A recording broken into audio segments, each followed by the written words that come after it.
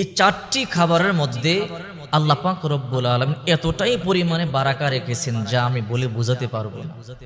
এই চারটি খাবার যদি আপনি প্রতিদিন রাতে খেতে পারেন, মৃত্যুর আগ পর্যন্ত আপনার যৌবন শক্তি কমবে না।